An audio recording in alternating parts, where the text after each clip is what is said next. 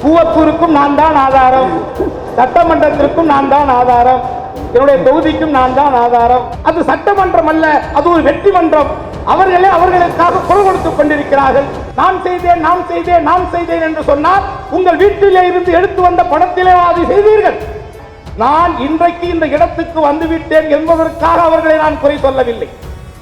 நான் ஆரம்பத்திலே இருந்து நான் சொல்லிக் கொண்டேதான் இருக்கிறேன்.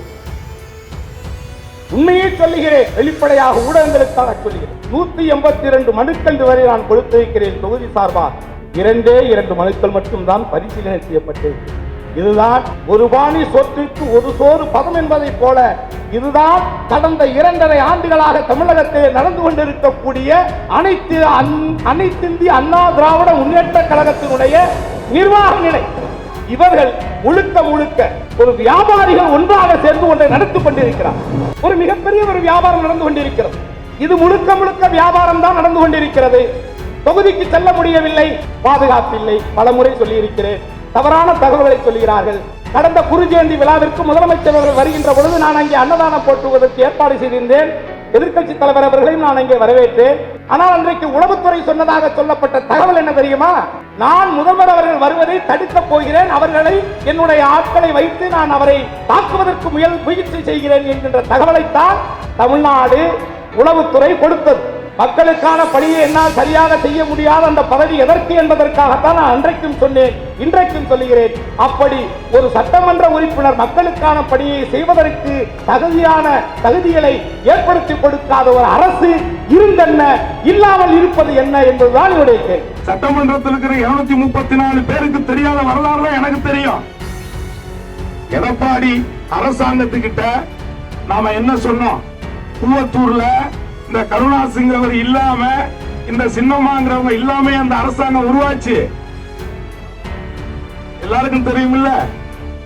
அப்படி இருக்கும் பொழுது நான் இப்போ சொல்றேன், சின்னம்மா தான் எனக்கு சொல்லி விட்டாங்க. அதுக்காகத்தான் எல்லாரும் எத்தனையோ நம்ம சமுதாய அமைச்சர்கள் எத்தனையோ பேர் அங்கிட்டு போனாலும் நான் ஏன் அப்படியே நிக்கிறேன்னா, நன்றி விசுவாசம் என் நன்றி கொண்டார்க்கும் உய்விண்டாம், உய்வில்லை செய் நன்றி கொண்ட மகற்கு அப்படின்னு தான் வள்ளுவன் சொல்லி வச்சிருக்கிறான். நான் எடப்பாடியை பத்தி எல்லாம் பேச வேணாம். தூத்துக்குடி துப்பாக்கி சூட பேசினாலே போலீஸ் போட்டுள்ள பாதுகாப்பு எடுத்துருவார் இவர். அவ்வளவு நல்ல முதலமைச்சர் அவர். முதல்வரே நான் அடிப்பண்ணு பயப்படுறார். நான் பொய்யெல்லாம் சொல்லல, நீங்க எல்லாம் கேட்டுக்கங்க, போன் பண்ணி இப்பவே அடிச்சு கேளுங்க. என்னங்க இந்த மாதிரி கருணாஸ் சொல்ற, அதான் உண்மை. அதுதான் உளவுத்துறை சத்தியமூர்த்தி சார் சொன்னார். இந்த மாதிரி கருணாஸ் உங்களால பிரச்சனை பண்ண போறாரா? உடனே அவர் ஒரு உளவுத்துறையுடைய அதிகாரி, மூத்த அதிகாரி, எப்படி தப்பான ஒரு செய்தியை சொல்றீங்க? ஆனா நான் வந்தோடனே அத்தனை பேருக்கு வச்சு மரியாதை பண்ணி சால்வை போட்டு அனுப்பி விடுறேன். அப்போ ஒருத்தரை பிடிக்கலன்னா தப்பா சொல்றது. கூவத்தூர்ல போறதுக்கு ஒரே ரூட்டு தான் இருக்கு, வேற வழியே இல்ல, சுத்தி தண்ணி இருக்கு, ஒருத்தவங்களும் எஸ்கேப் ஆக முடியாதுன்னு சொல்லல இந்த கருணாஸ். அந்த இடத்தை காத்துனவன் இந்த கருணாஸ். இல்லன்னு சொல்ல முடியுமா? என்ன காசுக்கு வேலை போனவனா? என்ன காசுக்கு வேலை பேசுனாங்க. இன்னைக்கு அவங்களுக்கு தான் துணை முதல்வர் பொறுப்பு கொடுத்து வச்சிருக்கீங்க. இன்னைக்கு கோவிந்த ஜனாதிபதி இருக்காருன்னா அதுக்கு நான் ஓட்டு போட்டிருக்கேன். அப்பேற்பட்ட ஒரு சட்டமன்ற உறுப்பினருக்கே இதுதான் நிலைமை, அவரை சுத்தி இருக்கிறவங்களுக்கு இதுதான். சாதாரணமா இங்க பொழைச்சுக்கிட்டு இருக்கிற உங்களுக்கெல்லாம் என்ன நிலை? சின்னம்மா அவர்கள் நம்பி ஒருத்தர்கிட்ட பொறுப்பை கொடுத்தாங்க. அந்த நம்பிக்கைக்கு அவங்க என்ன செஞ்சாங்க உலகமே பார்த்துட்டு. இந்த நிலையில முக்குளத்தோர் சமுதாயம்னாலே காழ்ப்புணர்ச்சியோடு பார்க்கக்கூடிய ஒரு நிலை இந்த அரசாங்கத்தால் அரங்கேறப்பட்டு கொண்டிருக்கிறது என்பதுதான் நிசப்தமான உண்மை. ஒரு 6 மாதத்துக்கு முன்னாடி இல்ல 4 மாதத்துக்கு முன்னாடி வள்ளுவர் கூட்டத்திலையும் போட்டி சட்டசபை நடத்தும் போதையும் திமுகவுக்கோ இல்ல திமுக நேரடியாக ஆதரவுலாம் சொல்லாம ஒரு நடுநிலையா இருக்கிற நிலைப்பாடு எடுக்கிறேன், இல்ல யாருக்கோ ஒருத்தருக்கு நிலைப்பாடு எடுக்கிறன்ற பட்சத்தில் இருந்தேன். இப்ப திடீர்னு இந்த முடிவு பண்ணிக்கல. புலிப்படை தன்னுடைய அரசியல் நிலைப்பாடு அடிக்கடி மாற்றிக்கிறார். என்னம்மா?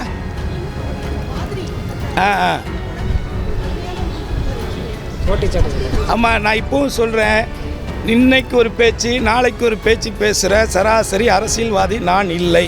நான் ஒரு சமுதாயவாதி. எனக்கு காரியம் பெருசா வீரியம் பெருசான்னு என்ன கேட்டிங்கன்னா எனக்கு காரியம்தான் பெருசு. என் சமூகம் சார்ந்த வளர்ச்சி, என்னுடைய சமூகம் சார்ந்த நலன், அது எனக்கு முக்கியம். என்னை பொறுத்தவரை இந்த அரசு மீது நான் வைத்த விமர்சனங்களில் எந்த விதமான மாற்று கருத்தும் கிடையாது. ஏன்னா இப்போ ஒன்றுமே இல்லை. இப்போ என்னுடைய தொகுதி மக்களுக்காகவும் என்னுடைய பதவி வந்து நான் ரெட்டையில் நின்று ஜெயிச்சிருக்கிறேன். அரசியல் இப்போ தேர்தல் ஆணையத்தில் இருக்கக்கூடிய விளக்கம் என்ன? அரசியல் சட்டத்தில் இது நம்ம தேர்தல் ஆணையத்தில் ஒரு கட்சியில் நின்று வெற்றி பெற்ற நான் அந்த கட்சிக்கு எதிராக வாக்களிக்கும் பொழுது என்னுடைய தகுதியை நான் இழந்துடுறேன். அப்படி இருக்கும் பட்சத்தில் ஏற்கனவே நான் இந்த பதவியை திறந்துடலாங்கிற முடிவில் இருக்கும் பொழுது வேண்டாம் என்ற முடிவு எடுத்தேன். எதுக்கு விடணும்? இப்போ இருக்கட்டும், இருக்கிற வரைக்கும் ஏதாவது நம்ம சமுதாய மக்களுக்கு ஏதாவது செய்ய முடியுமாங்கிற ஒரு நப்பாசை தான். மற்றபடி வந்து வேறு எந்த விதமான அரசியல் மாற்றம் அதெல்லாம் கிடையாது. அன்றைக்கி வச்ச விமர்சனம் தான் இன்றைக்கும். நான் இன்னொன்று சொல்கிறேன், நான் முக்குளத்தோர் புலிப்படைங்கிற ஒரு அமைப்போட தலைவர். நான் எங்கே வேணாலும் போவேன். என்னுடைய வளர்ச்சி, என்னுடைய சமுதாய வளர்ச்சிக்கு யார் ஒருத்தவங்க உதவியாக இருக்காங்களோ உறுதுணையாக இருக்கான்னு சொல்கிறாங்களோ அவங்கள போய் சந்திப்பேன். அடிப்படையில் நான் இரட்டையில் நின்று ஜெயிச்சதுனால நான் மாற்றி எந்த கட்சிக்கும் ஓட்டு போட முடியும். நாளைக்கு வரக்கூடிய பாராளுமன்ற தேர்தலையே நான் இந்த இரட்டையில் நின்று ஜெயிச்சுட்டு அந்த கட்சிக்கு எதிராக போய் நான் பிரச்சாரம் நான் போகிறேன் போகலைங்க நான் முடிவெடுப்பேன். ஆனால் எதிராக என்னால் பிரச்சாரம் செய்ய முடியுமா? இன்னொன்று, சபாநாயகருக்கு எதிர்ப்பாக நான் ஒரு தீர்மானம் கொடுத்தேன். அந்த தீர்மானத்தை நான் வாபஸ் வாங்கினேன். உடனே முதலமைச்சரை மேலே போய் நான் சந்தித்து என்னுடைய சமுதாய கோரிக்கை 7 கோரிக்கை வச்சேன். 4 கோரிக்கைகள் நிறைவேற்றினாங்க. உடனடியாக நம்ம என்ன சொல்கிறோம், அன்றைக்கி ஏற்றுங்க, இன்றைக்கி உடனே போய் ராசி ஆகிட்டீங்களா, போயிட்டு சரண்டர் ஆகிட்டீங்களா? என்ன சரண்டர் ஆகிறதுக்கு என்ன இருக்குது? போய்ங்க ஒன்றுமே கிடையாது. எந்த விதமான தனிப்பட்ட எதிர்பார்ப்புகள் அவர்கிட்டையும் கிடையாது. அப்படி நான் எதிர்பார்த்து போனாலும் அவங்க செய்கிற மனநிலையிலையும் கிடையாது. என்னை பொறுத்தவரை நியாயமான கோரிக்கைகளாக இருந்தால் அவங்க ஏற்றுக்கிறாங்க, அதை செய்கிறதுக்கு முன் வர்றாங்க. ஸோ சபாநாயகருக்கு எதிராக நான் கொடுத்த தீர்மானத்தை திருப்பி வாபஸ் வாங்கினோட நோக்கம் வந்து என்ன? குறைந்தபட்சம் 35 பேர் எனக்கு 34 பேர் ஆதரவு கொடுக்கணும். அவையில் அதற்கான ஆதரவுக்கான நிலை இல்லை.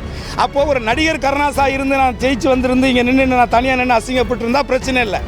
நல்லதோ கெட்டதோ நான் ஒரு சமுதாயத்தினுடைய பிரதிநிதின்னு புரட்சித் தலைவர் அம்மாவால் அடையாளம் காட்டப்பட்டவ முக்குளத்தோர் புலிப்படையின் தலைவனா அந்த இடத்துல ஒரே ஒரு ஆளு நின்று அசிங்கப்பட விரும்பலை. அதனால தான் அதை வாபஸ் எல்லா மக்களுக்குமான ஒருத்தர், நீங்கள் தனிப்பட்ட ஒரு சமுதாயத்தை அதெல்லாம் வந்து அது மாதிரிலாம் ஏமாத்துறதுலாம் நான் தயாராக இல்லை. முக்குளத்தோர் புலிப்படைன்னு சொல்லித்தான் அம்மா சீட்டு கொடுத்தாங்க. அவங்க வாயால் மதுரையில் என்ன அப்படி தான் அனௌன்ஸ் பண்ணாங்க. ஓட்டு எல்லாரும் போட்டாங்க. தொகுதிக்கு நான் நீட்டில் தான் இருக்கிறேன். என் தொகுதியில் வந்து நான் பாரபட்சம் பார்த்து இவங்களுக்கு ஒன்று அவங்களுக்கு ஒன்றுலாம் இங்கே ஒன்றும் செய்யவே கிடையாது. இது வரைக்கும் நான் தொகுதிக்காக ஒன்றும் செய்யலைங்கிறேனே. தொகுதி மக்கள் அதுதான் ஏங்க, நீங்கள் வந்து ஒரே ஒரு தொகுதியில் நான் சட்டமன்ற உறுப்பினர். தமிழ்நாடு முழுக்க முக்குளத்தோர் இருக்கான், மலேசியா உலகம் முழுக்க இருக்கான். அவனுடைய பிரதிநிதியாக தான் நான் இருக்கிறேன். அதனால் இந்த 2 பக்கம் வண்டி ஓட்டுற வேலையெல்லாம் கிடையாது. நான் தலைவனாக முக்குளத்தோர் புலிப்படைக்கு தான் தலைவன். சட்டமன்றத்தில் அந்த தொகுதிக்கு, திருவாடனை தொகுதிக்கு எல்லாருக்கும் பொதுவான ஒரு பிரதிநிதி. அந்த வேலையை நான் கரெக்டாக தான் செய்கிறேன். என்ன அடையாளப்படுத்தி நான் தான் சொல்கிறேன், நான் அரசியல்வாதி இல்லைன்னு தானே சொல்கிறேன். நான் சமுதாயவாதி தான். சட்டமன்ற உறுப்பினராக இருக்கக்கூடிய வரை யார் ஆட்சியில் இருக்கிறார்களோ அவர்களுக்கு உங்களுடைய ஆதரவு.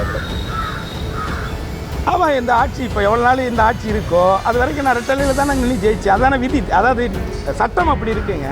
இல்லை, ஒருவேளை மாற்றம் ஏற்பட்டாலும் யார் என்ற மாற்றம் இல்லை, அதான் அரசியல் முடிவுகள் வந்து நேரங்காலம் வரும்போது முடிவெடுப்புன்னு சொன்னேன். நம்ம யார்கிட்டையும் கருத்து கேட்கணும், இல்லை கூட்டம் போடணும், எல்லார்கிட்டையும் ஒப்புதல் வாங்கிலாம் செய்யணுங்கிற நிர்பந்தம்லாம் எனக்கு மெயினாக தான் பிரதர். 200% என் தொகுதி நான் ஓப்பனாக சொல்கிறேன், எந்த விஷயம் செய்யலை.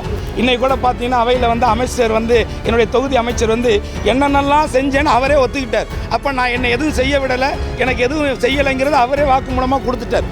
அது அவையிலேயே பதிவாயிருக்கு. அதனால் தொகுதி மக்களுக்கும் என் சமுதாய மக்களுக்கும் எதிர்கால சந்ததிகளுக்கும் என்னுடைய தலைமுறையினர்களுக்கும் ஏதாவது இந்த பதவி மூலியமாக செய்ய முடியுமா அப்படிங்கிறதான் என்னுடைய நோக்கம். அதனால் அந்த அரசுக்கு நான் வந்து இந்த பதிலை இன்றைக்கி சட்டமன்றத்தில் சொல்லியிருக்கிறேன். ரொம்ப நன்றி.